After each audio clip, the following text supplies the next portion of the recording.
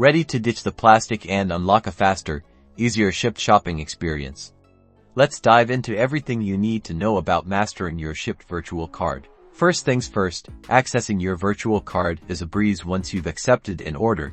Tap the order in your Shipt app to bring up the order details. Scroll down, and you'll find the Shipt card button. Tap it, and this is where the magic happens. Here you'll see your virtual card number, expiration date, and CVV. Treat this information like you would a physical credit card. Keep it private, and never share it. Now, for payment. Many stores allow you to manually enter the card information during checkout on the PIN pad. To make it even simpler, add your Shipt virtual card to digital wallets like Apple Pay or Google Pay. This allows for quick and contactless payments at supported stores. At the checkout, choose credit as your payment method. Manually enter your card number, expiration date, and CVV, or use your digital wallet to complete the transaction seamlessly. If you are using self-checkout, you can scan the barcode on your digital wallet. Encountered a problem? Don't sweat it. Double-check that the card information was entered correctly. Make sure the total amount does not exceed the limit shown in your Shipt app. If you are still having issues,